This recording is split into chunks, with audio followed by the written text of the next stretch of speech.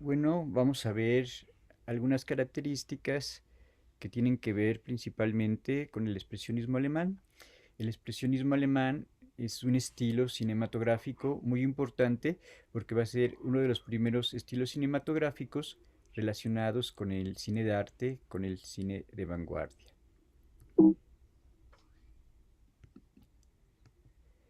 El cine expresionista va a surgir despuesito de la Primera Guerra Mundial y este movimiento va a ser contrario al impresionismo. Aquí se trata de mostrar los sentimientos, las emociones que va a tener el director.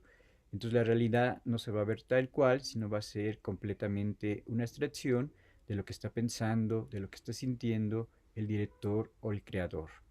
Otra de las principales características del expresionismo alemán es que se va a dar en todas las diferentes artes. Se va a dar en pintura, se va a dar en literatura, se va a dar en danza, se va a dar en muchas artes, hasta había periódicos de tipo expresionista y letras de tipo expresionista. Cuando veamos la película del Dr. Caligari salen unas letras completamente deformadas y esas serían letras de tipo expresionista. El expresionismo va a recibir influencias principalmente de Vincent Van Gogh y se considera que es el primero de los movimientos vanguardistas importantes. Aunque anteriormente ya existía otro movimiento que sería el futurismo y el dadaísmo, y posteriormente a este movimiento expresionista van a venir todas las principales vanguardias de la década de los 20 y de la década de los 30. El expresionismo alemán muchas veces va a ser un poco evasivo, no va a querer retratar todo lo que tiene que ver con el presente, sino se va a ir a buscar historias al pasado y lo más importante, se va a ir a buscar historias que ocurren dentro del futuro. Una de las características más importantes del expresionismo alemán es que va a crear el cine de terror y va a crear todo lo que tiene que ver con el cine de gángsters.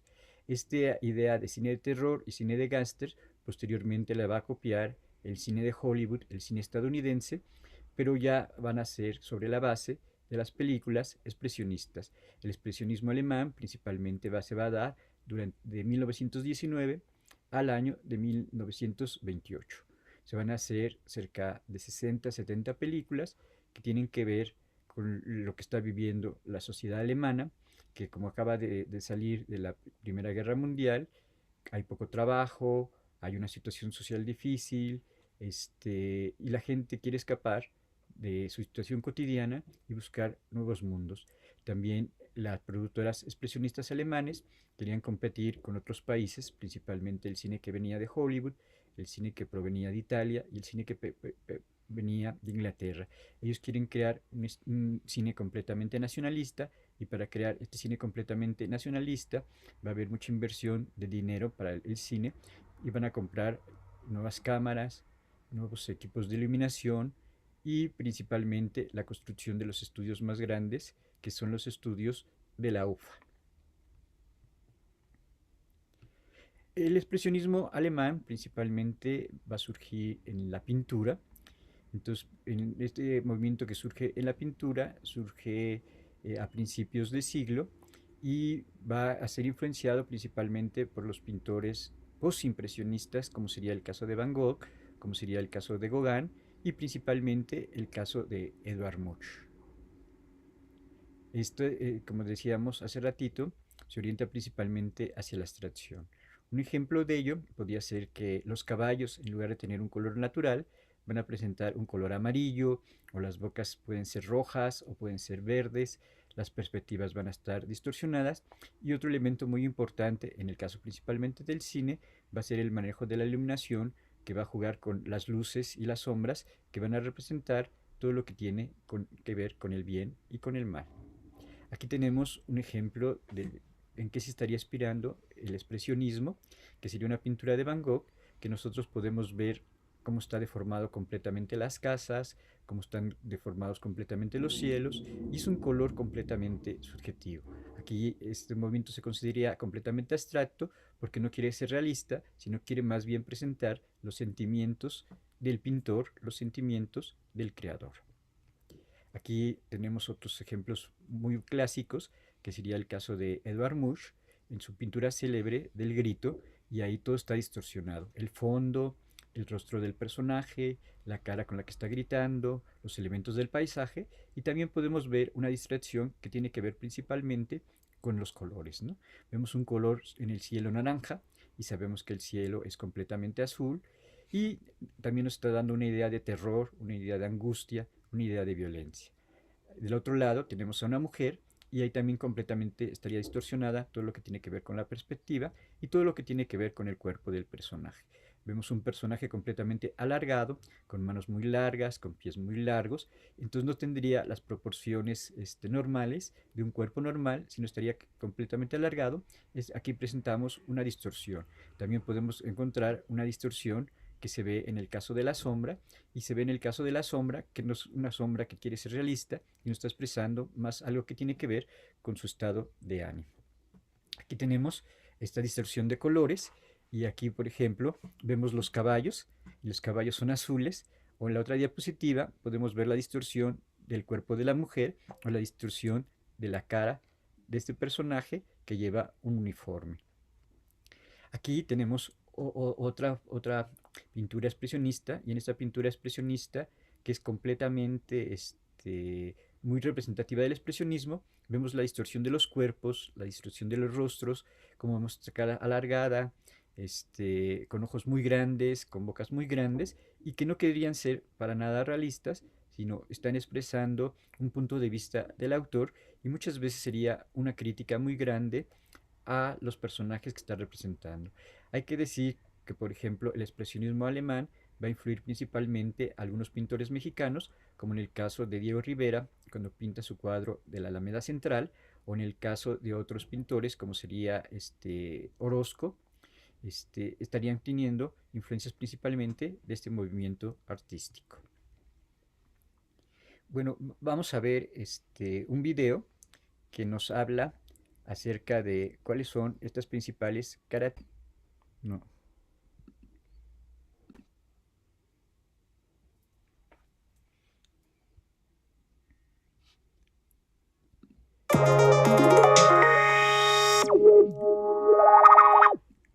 Para empezar, ¿qué entendemos por expresionismo? Se trata de un movimiento cultural nacido en Alemania a principios del siglo XX. Comenzó en el terreno de la pintura, con El Grito de Edvard Munch de 1893 como principal antecedente. Los artistas que adherían a esta vanguardia, como Oskar Kokoschka, se oponían al impresionismo, por entonces muy fuerte en Europa, y abrazaban una visión más subjetiva que le permitiera transmitir la desesperación, la angustia, el miedo y la locura. De ahí que estos trabajos manifiestan una preocupación por el costado más lúgubre de la condición humana. Estos conceptos eran representados en los lienzos mediante formas asimétricas, colores específicos y sombras alargadas que respondían al punto de vista de personajes torturados. En el expresionismo, la subjetividad manda, una corriente que tiene sus raíces dentro de las mismas tierras alemanas por el lado del romanticismo, que privilegiaba los sentimientos por sobre la razón. De las artes plásticas, el expresionismo se extendió a la música, la literatura, la arquitectura, la danza y la fotografía. Era cuestión de tiempo para que el cine, ya considerado una nueva forma de arte, también le diera lugar. El expresionismo se gestó en una época dura para Alemania. La Primera Guerra Mundial había dejado al país en un estado calamitoso. El Kaiser Guillermo II abandonó su cargo, dejando paso a la fundación de la hoy denominada República de Weimar, que se extendió desde 1818 y 1933. Fue una época de inestabilidad permanente. La sociedad estaba deprimida y en la incertidumbre debido a las pérdidas en el frente y a los avanzados problemas económicos. El Tratado de Versalles, que puso fin al enfrentamiento entre alemanes y países aliados, incluía el cierre de las exportaciones de la nación derrotada. En medio de ese panorama nefasto, artistas de diferentes áreas y formaciones empezaron a canalizar ese pesimismo en todas sus obras. Por el lado del cine, durante la guerra, llegaban films considerados antialemanes, que fueron prohibidos en las salas. Entonces el gobierno se dispuso a apostar por una producción propia con voces nuevas y que por lo general funcionaron como propagandas. En 1917 nació la Universum Film AG, mejor conocida con las siglas UFA. Las primeras producciones de UFA consistían en films films históricos y comedias. Ahí sobresalió Ernst Lubitsch, que al poco tiempo emigró a Hollywood. Aunque aquellas películas daban resultados, UFA buscó algo más. Los productores veían que las cinematografías de Suecia y Dinamarca apostaban por producciones cuidadas, prestigiosas, inspiradas en leyendas antiguas, y optaron por hacer algo parecido. Entonces le dieron oportunidades a una nueva camada de cineastas volcados a la corriente expresionista. Pero el cine expresionista en Alemania contaba con antecedentes. El estudiante de Praga de 1913 presenta al personaje de título lidiando con su doble perverso. Un año más tarde, el Golem adaptaba la leyenda hebrea del gigante construido de barro para defender al pueblo judío. Ambas películas fueron codirigidas por Paul Wegener y marcaron la naciente preocupación de los cineastas locales por hacer películas que rompieran con las propuestas naturalistas y se zambulleran en elementos fantásticos. Es así como apareció el primer director afincado en el expresionismo alemán, Robert Wiene. Nacido en 1873, Wiene era hijo de un actor y pronto siguió sus pasos en el teatro. No tardó en llegar al cine delante y detrás de cámara. Su sólida experiencia teatral convenció al productor Erich Pommer en encargarle un proyecto intrigante: el gabinete del Dr. Caligari.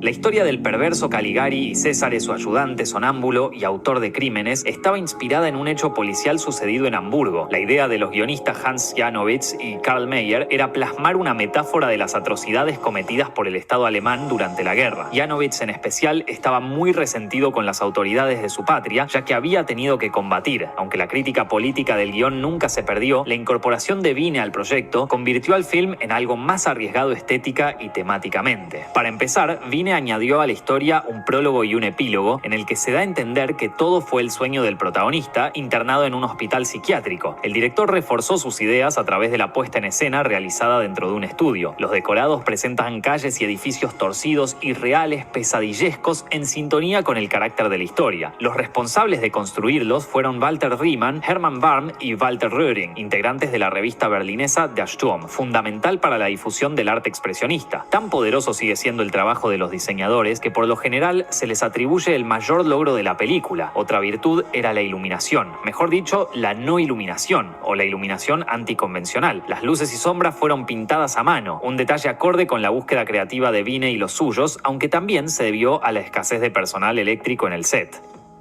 Estrenada en 1919, El gabinete del Dr. Caligari se convirtió en la primera película expresionista alemana. Aunque algunos sectores la criticaron por su estilo teatral y muy anclado en la plástica, los toques que Wiene le añadió a la película sobrepasaron las expectativas. La película fue un éxito entre todo el público y también marcó la reapertura del cine alemán al mercado extranjero. La obra posterior de Wiene no estuvo a la altura de Caligari, pero su aporte al expresionismo alemán y al cine en general nunca pierde importancia. Si hubo otros directores que, además de enriquecer aquel movimiento, alcanzaron por sí mismos el estatus de eminencias, ellos fueron Friedrich Wilhelm Murnau y Fritz Lang. Murnau tuvo inquietudes artísticas desde joven. Al terminar la universidad se unió a la compañía de teatro del prestigioso Max Reinhardt y gracias a él comenzó su carrera en los escenarios y en el cine. Su ópera prima fue Der Knabe in Blau de 1919, pero no llamó la atención hasta su octavo film, el thriller Schloss Vogelöd. Allí daba muestras de su talento para generar atmósferas de oscura densidad. Murnau estaba destinado a inscribirse en el expresionismo.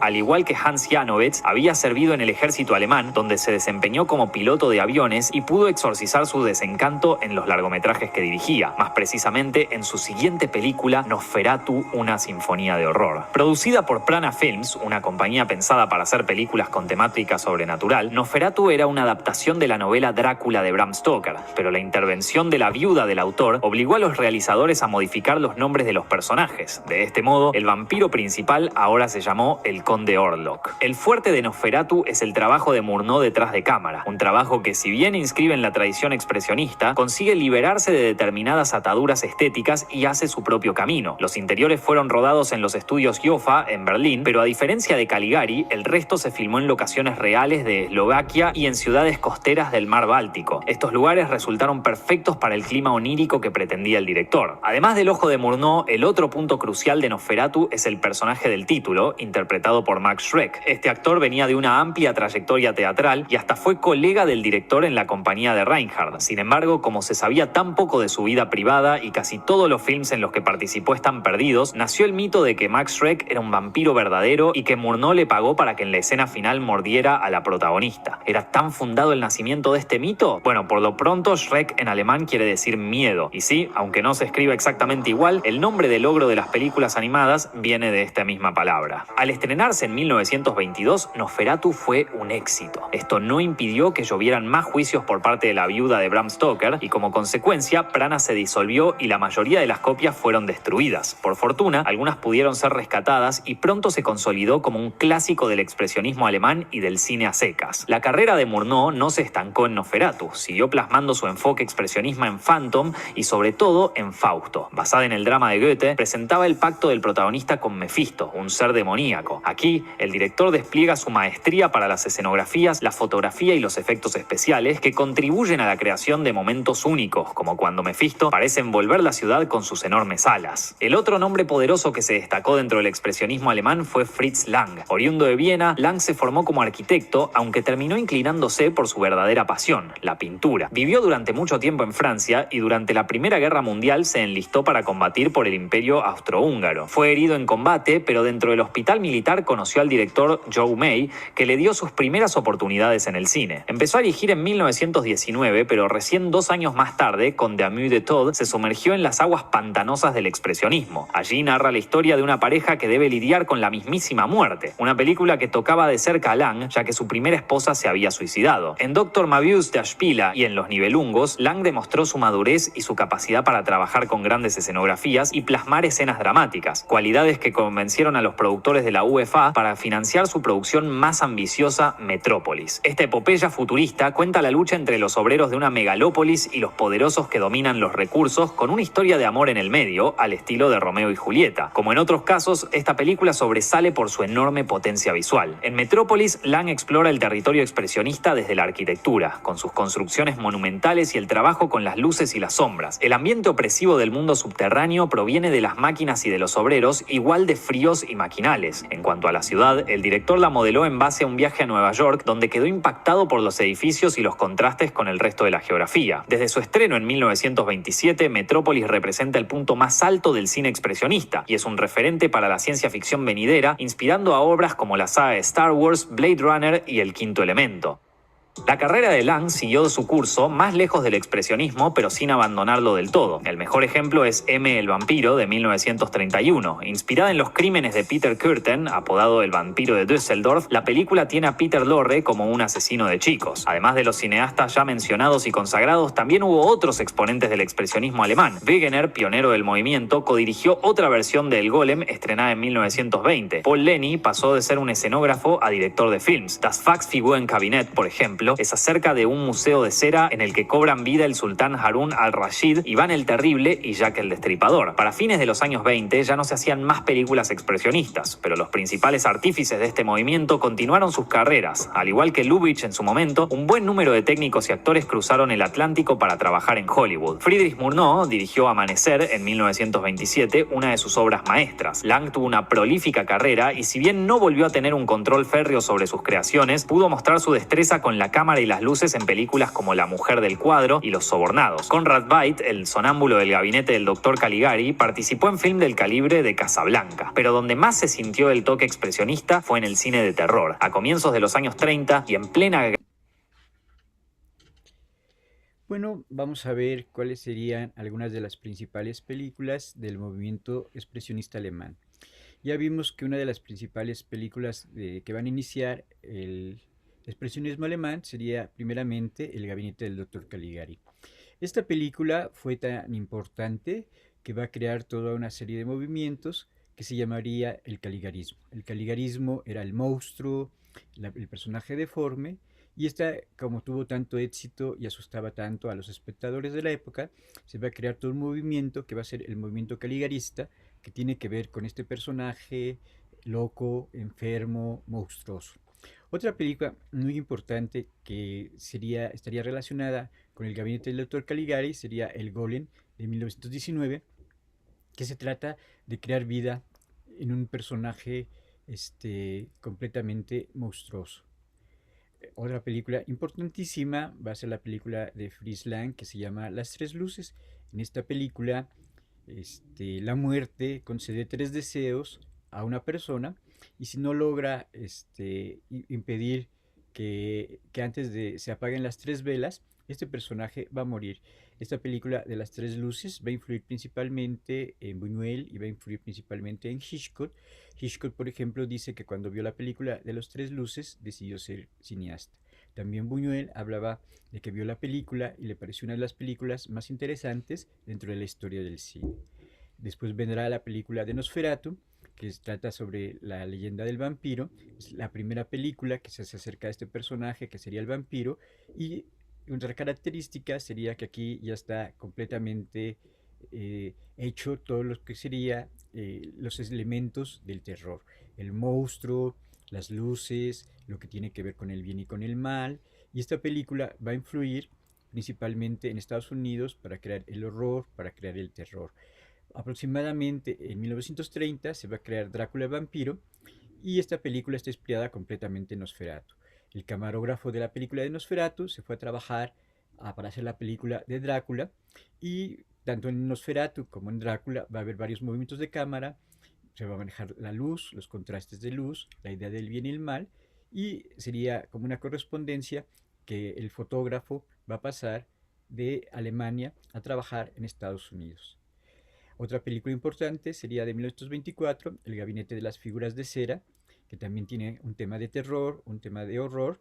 Y luego ya vendría un nuevo movimiento que sería el Kammerspielfilm. El Kammerspielfilm, a diferencia del expresionismo anterior, que iba a temas del pasado, y el expresionismo que se iba a temas del futuro, este va a tratar temas del presente. En el Kammerspielfilm va a haber una unidad de espacio, de tiempo y de acción, como la tragedia griega. Es decir, todo va a ocurrir en un periodo limitado de tiempo, que puede ser 24 horas, 48 horas, y va a estar representada principalmente en tiempo presente. En 1926, la película más importante va a ser la película Metrópolis, y esta va a inaugurar todo un nuevo género, que sería el género de cine futurista, de cine de ciencia ficción. Entonces ya vemos que el expresionismo alemán está creando el terror, está creando la ciencia ficción y ahorita vamos a ver otros ejemplos de películas en donde se estaría creando todo lo que sería las películas de gángsters, las películas de policías.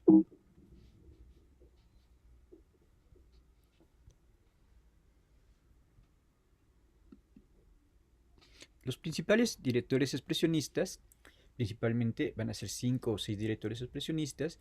El primero de ellos sería Murnau, que Murnau principalmente va a ser Nosferatu, y va a ser una película que se va al pasado, que sería la de Fausto, y una película que pertenecería al Kammerspielfilm sería El último de los hombres, que trata acerca de un botones que recibe en un hotel a sus clientes, pero este va a ser completamente discriminado por ser una persona vieja. En esta película de El último de los hombres es muy importante el manejo de cámara porque va a haber muchísimos travelings, muchísimos movimientos de cámara que van a estar puestos en un elevador, en carros, y se van a crear los primeros aparatos cinematográficos para mover todo lo que tiene que ver con la cámara.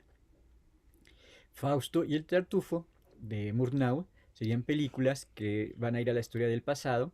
Fausto es una película muy relevante porque está tomando una principal obra de la literatura alemana y también estaría el conflicto con los seres de terror. En este caso, Fausto vende su alma al diablo. Es un ser viejo, pero el diablo lo convierte en joven para que se pueda enamorar de, de una mujer joven. El Tartufo pues ya sería la adaptación de una obra teatral francesa y también estaría ubicada dentro de la época.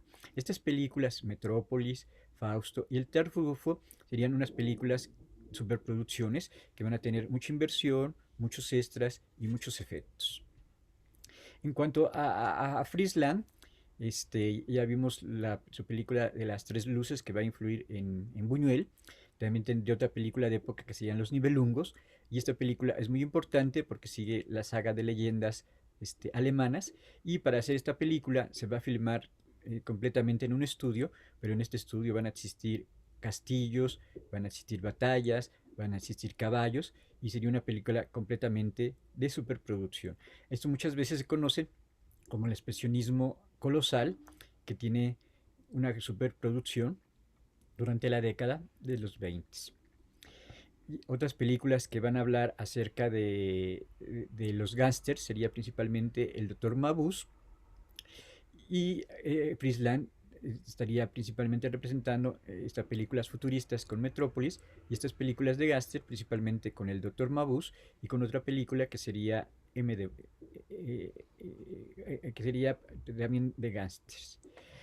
Por último, vamos a ver a otro director que sería un poco posterior al expresionismo, pero este estaría integrando los elementos psicológicos, los elementos que tienen que ver con los sueños, con los deseos deprimidos, con todas las características mencionadas con Freud. Entonces va a ser las películas de Bajo la máscara del placer. Aquí estaría trabajando una estrella sueca muy importante que sería Greta Garbo. Su influencia de Freud, su influencia del psicoanálisis, su influencia de los sueños, su influencia de los actos inconscientes van a tener muchísima importancia. Ejemplo de esta influencia del psicoanálisis va a ser La caja de Pandora y tres diarios de la página, tres páginas de un diario y otra película que se llama Lulu.